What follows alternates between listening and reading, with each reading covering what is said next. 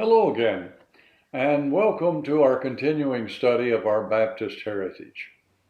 What a joy it is to look into history and see how our people have survived the onslaught of the ages and have been blessed of God to proliferate magnificently in this great United States of America. Today, we're going to be talking about part 22 of this study.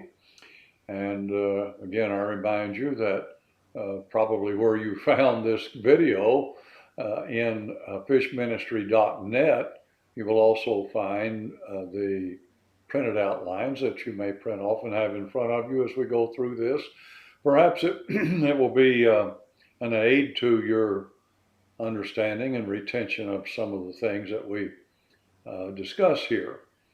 But today we're talking about Baptist in America, and the time period is rather brief, though jam-packed with activity.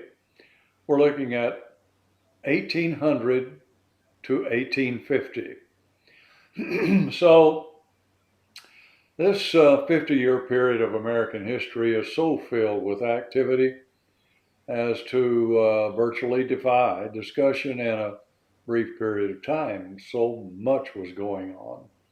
See, the Revolutionary War was still new and fresh on the minds of that generation.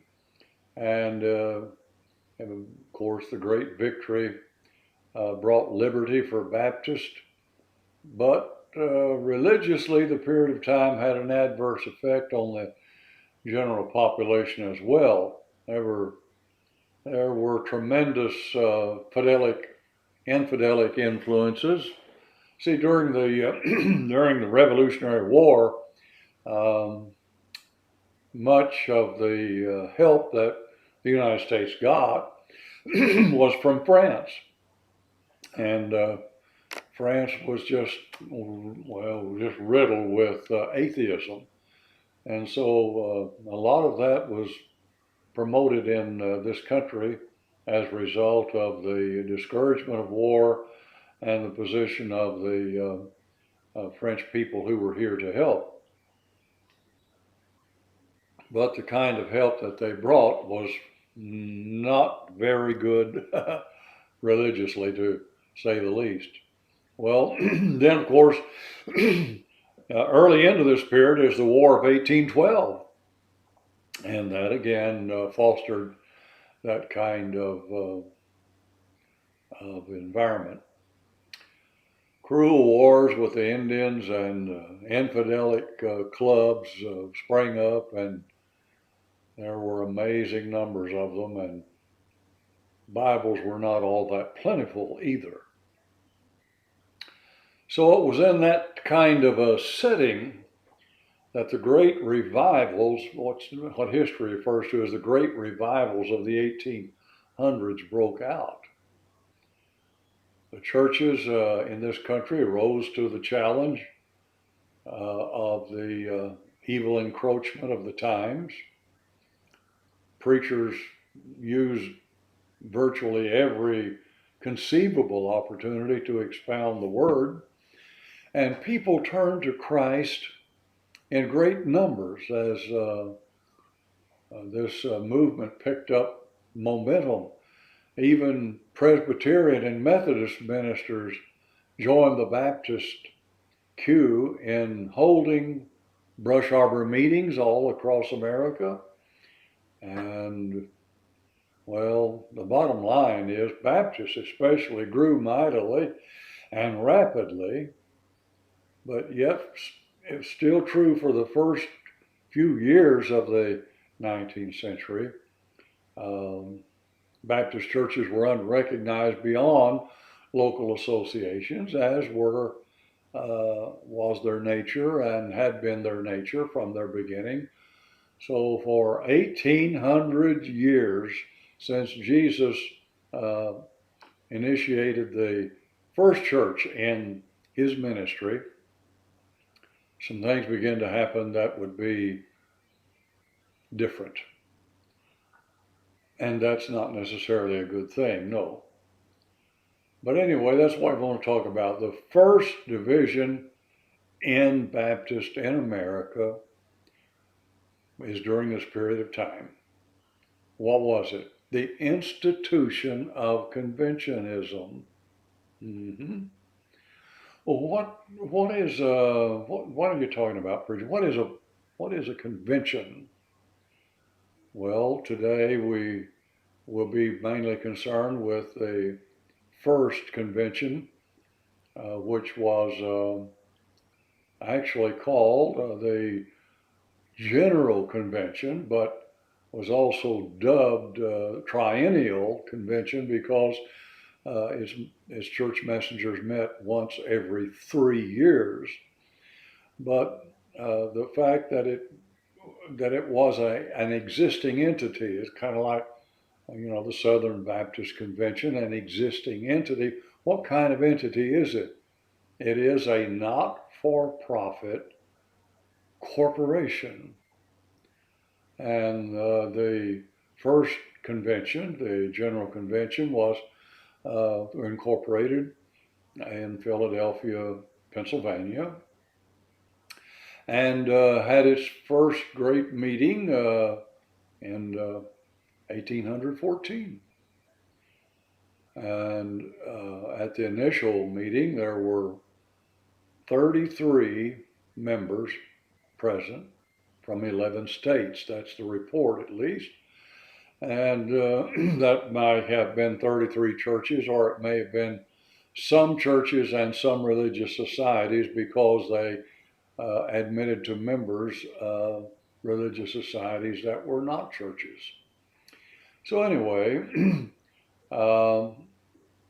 at the last meeting, because the General Convention or the Triennial Convention didn't last a long time, at the last meeting there were 460 members present from 21 states, and that was in 1844.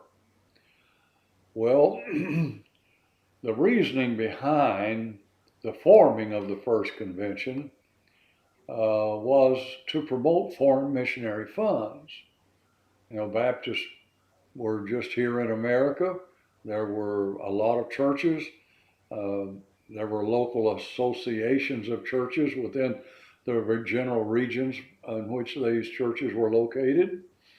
But that's the way it had always been from the days of the apostles. And no, there's no superstructure whatsoever. So anyway, there were two missionaries who were Presbyterian, and their names were Luther Rice and Adoniram Judson. They were doing mission work in Burma. Well, I guess they got to studying the scriptures and trying to teach the scriptures in a coherent way, and they became converted to Baptist doctrine. Well, they appealed to the Baptists for missionary help, that they might stay in Burma and teach the truth to the Burmese people. But there was no organization to Baptist work beyond a local association here and one there and one somewhere else. So they said, we will organize on a higher level. And that's what it was all about. See, during those days, you just have to get into the mindset of 1800 if you possibly can, because we're talking about a time when there was no travel much. It was very, very crude. People were trying to recoup from the wars and this had prevented foreign missionary work. Although Baptists were very busy at home, and a lot was going on in revival meetings and churches being established and so on. But there were a lot of problems that caused great numbers of churches to look negatively upon a convention work. And they chose to remain outside of it. Missionary societies and other religious bodies were given equal status with churches in the membership of the convention. So that was not a good thing. And membership was placed on a monetary basis. Well, you say, you can throw that around with human reasoning all you want to, but it's not a good thing. Not a good thing. But membership was placed on a monetary basis, with each member being required to pay $100 to the convention annually. Well, today that doesn't sound like very much money, but back then it was a great deal of money. So the convention did some other things that Baptist churches didn't like. The convention selected a board from its membership. And who was its membership? Not only churches, but other religious societies. And from that, they selected a board whose duty was to hire and to superintend, and if necessary, fire missionaries at its own discretion. Now that's never going to sit well with a scriptural New Testament church.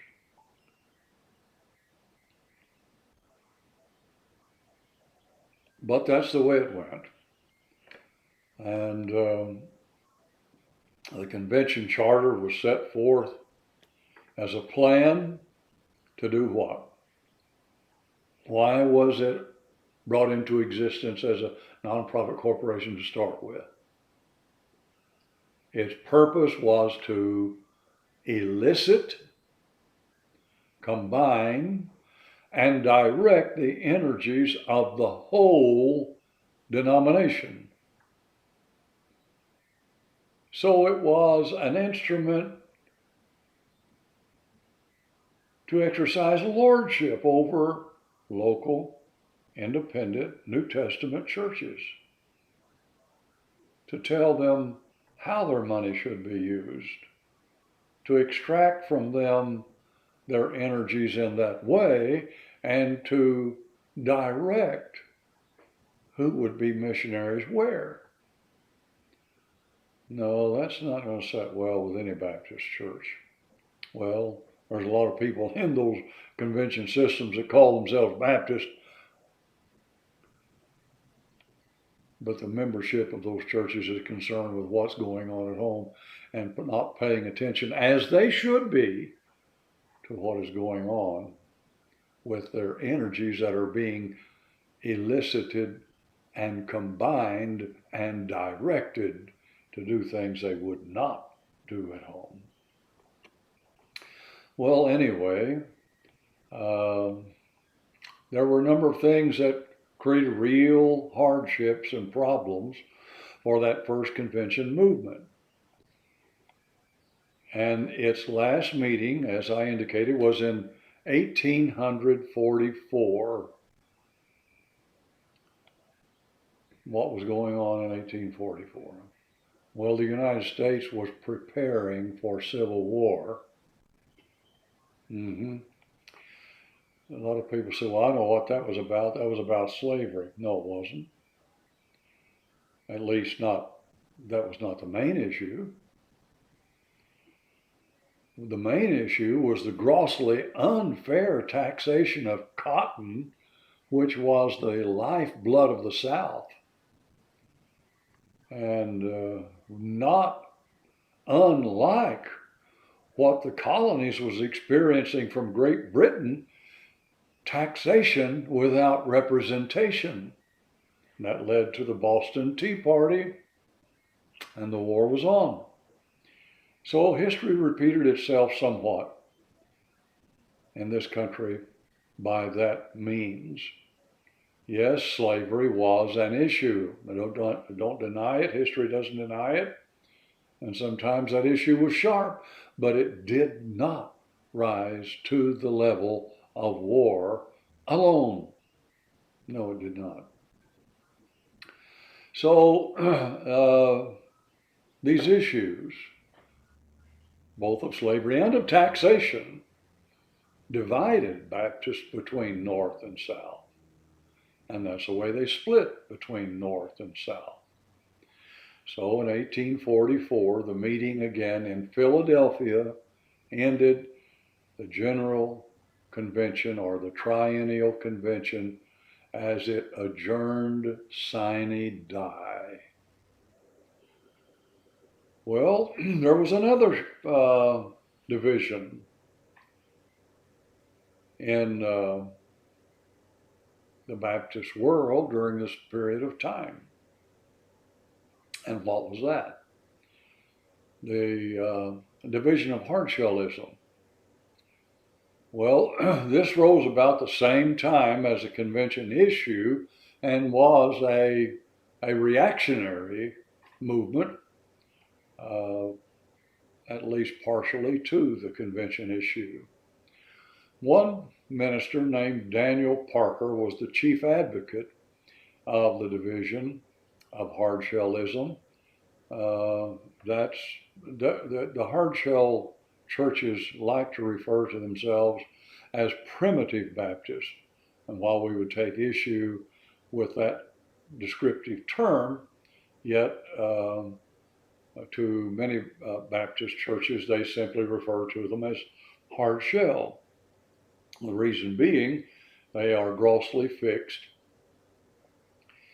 in a doctrinal position that cannot be proven by the scriptures.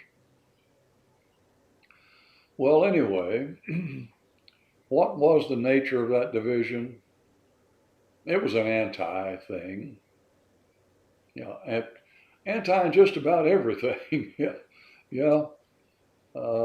The churches that followed that line of thought, they were against missions. Not a good thing. They were against education. Not a good thing. They were against Sunday schools. Not a good thing. They were against any organization. Well, we will recognize that part of their big activities during this period of time was they vigorously opposed conventionism. Yes, they did. So these churches published newspapers to propagate their anti-viewpoints. And so the publications, the Signs of the Times, that was one paper that was produced. And then the Primitive Baptist is another paper that was produced. And these succeeded in creating widespread division in many states. And that was one reason why the General Convention remained small. There's considerable opposition. Most Baptist churches did not agree entirely with the viewpoints of the Hardshells, no. But they didn't agree with conventionism either. But they were influenced by both, as both sought to influence as many churches as possible. But thank God, great numbers remain separate from both. See, Hardshellism is hyper-Calvinistic and totalitarian in its doctrines. They hold to the doctrinal position that you are predestined as an individual to be saved or to be lost, and there's nothing you can do about it. It sure does give the lie to the Bible term, whomsoever. Well, okay, we'll get on with that. The impact of Hardshellism. By 1835, divisions in churches and entire associations were commonplace over this issue of Hardshellism, Calvinism. It was easier for many churches to lean toward Hardshellism or Calvinism, which stressed the sovereignty of God, than toward the more glaring and obvious errors of conventionism that put other religious societies on the same level as churches and monetize their membership as well. Well, the Hardshell movement emphasized that though churches and association of churches were influenced uh, by this division, only a small percentage of the churches actually uh, said, yeah, we'll go along with it, we'll become a part of it. So in 1839, an edition of the Religious Herald, a newspaper that they produced, reports that in Virginia, 500 Baptist churches existed with 60,000 members. And out of that, the aggregate of all of that, Hardshells had about 1/5 of them, or about 100 churches with maybe 12,000 members. You find that information in John T. Christian's history book, The History of Baptists, Volume 2, page 411. Well, what was the possibility of this division among Baptist churches anyway? Baptists, by their very history and nature, are not consolidated, are not unified, except in like faith and doctrine. Okay? Until years recently, Baptists have been few, scattered, seldom with a pastor, and many of them had circuit riding preachers, and to that degree they were seldom without a pastor or someone to look to, but many of them met together in associations only once a year, and of course that by designated members, messengers. So there were few avenues of communication, few Baptist newspapers, and those that they did have had a small circulation. And at this point in time, there was virtually none in the South. So the Triennial Convention actually brought something, if you don't want to call it unscriptural, then let it be extra scriptural. Mm-hmm. And gave focus to an attack. That was one big division during this time period. Now, another division was that of Alexander Campbell. Now that this is all going on simultaneously, almost, and this guy Alexander Campbell came from Scotland in 1809 during this 50-year period of time. And he was born in Ireland, history tells us, raised in Scotland, educated in the University of Glasgow, Scotland. He was a member of a branch of the Presbyterian Church called the Seceders. Mm-hmm. Well, what about Alexander Campbell? Well, he possessed great natural ability. He had a charismatic type personality. He had a comprehensive command of the English language. He was a great debater, a great pulpiteer, and in a land ravaged by war and lack of education, oh, he was a drink of fresh water in a hot, barren desert, so to speak. So he preached for the Presbyterians in this country until June of 1812. That's 2 years before the institution of conventionism. In 1812, he was baptized by a Baptist minister. He had become, Alexander Campbell had become convinced that the Baptists were correct in their doctrinal understanding of the Bible.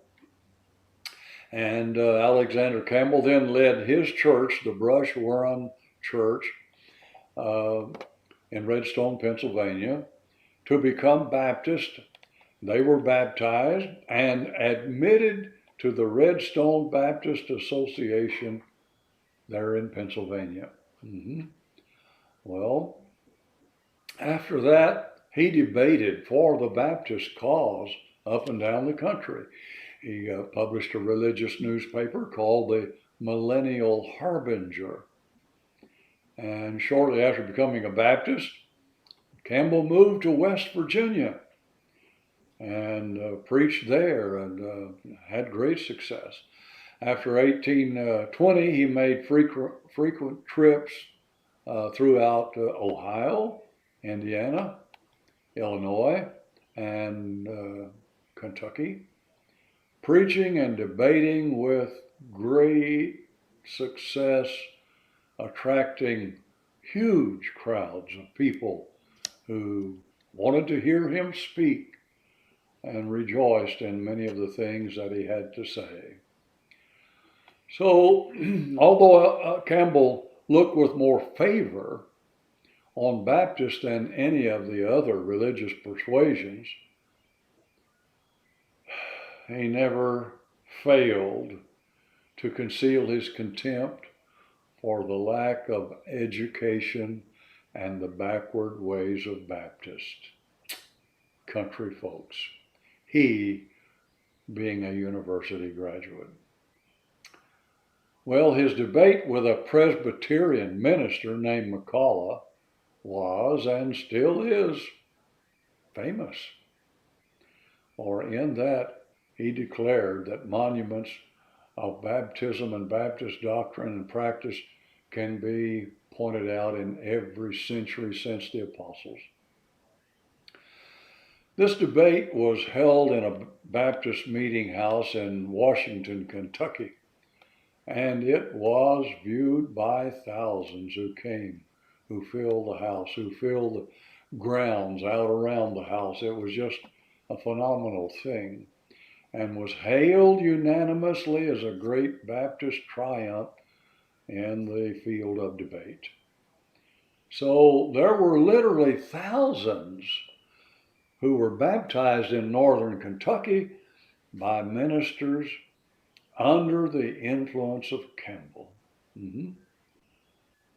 But time went on. Around 1830, many Baptists in Kentucky took a very decided stand against Mr. Campbell. Some of the spiritually able men who opposed Alexander Campbell were Jeremiah Jeter of Virginia, Silas Noel of Kentucky, A.P. Williams of Missouri, and there were others.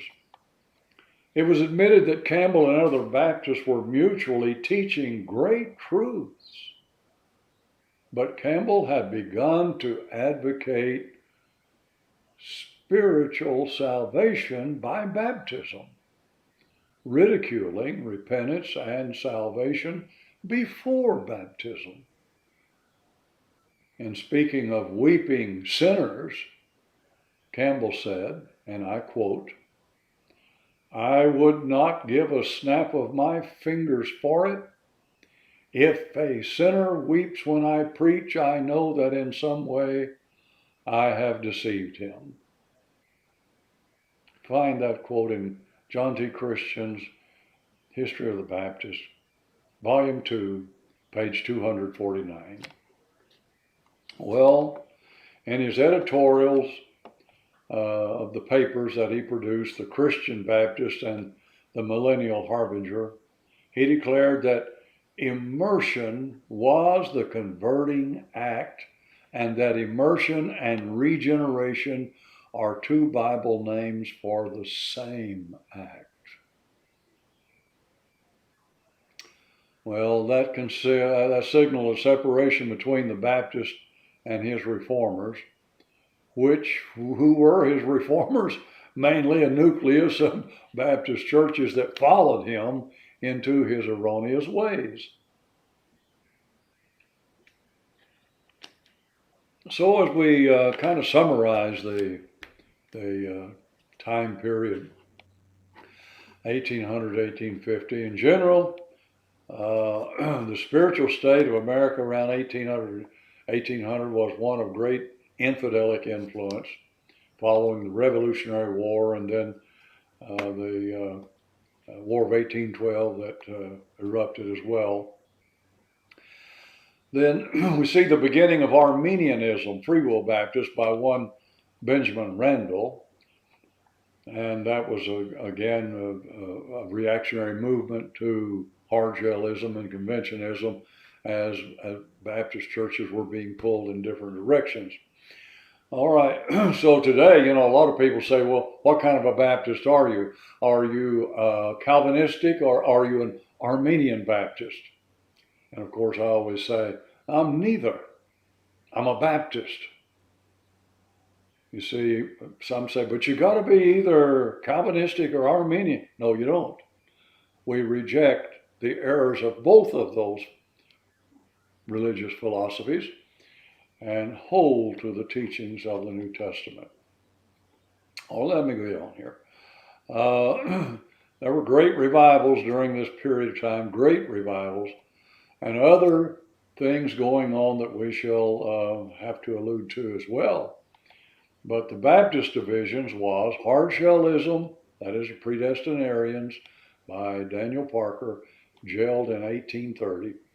The Disciples, the Reform Movement by Alexander Campbell, 1830, as when that jailed. Of this movement, that is the Reform Movement by Campbell, became known as the Christian denomination, and that remains, but it had problems there, and it divided. And so today there are two movements out of the Alexander Campbell Reform movement: the Christian Church and what is called the Churches of Christ. So the conventionism, the Triennial or General Convention in America, started 1814 and was going great guns for a little while, but there were problems that brought it to its end. But what else was going on? Well, in 1830s, right here, all this stuff simultaneously happening.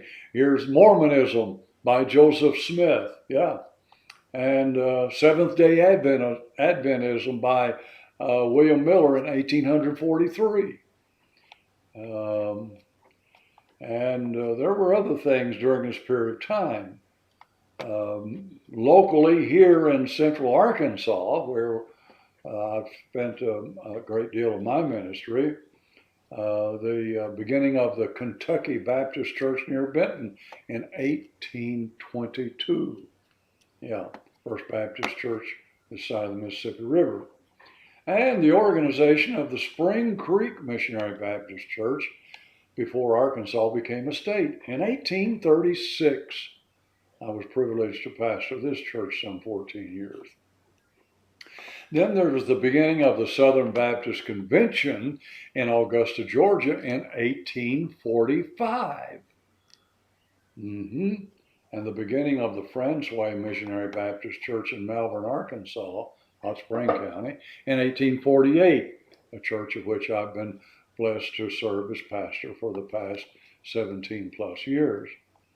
Well, the general state of churches at the end of this period of time is that there were voices of new denominations embattling the voice of truth that Baptists had always held dear and preached and taught.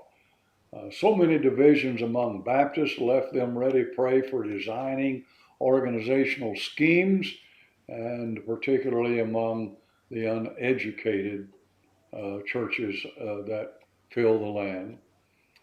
The split between North and South gave rise ultimately to two convention systems, and that signaled a race for each of them to gobble up as many of these local, independent, local associational Baptist churches as they possibly could. We want to claim them as a part of what we're about. Yet many Baptist churches prospered, and remain largely, as is their nature, fiercely independent from any legal superstructures, such as conventionism or any other type of superstructure that might have been seeking to elicit and combine their energies. A lot going on in a short period of time. We'll talk some more.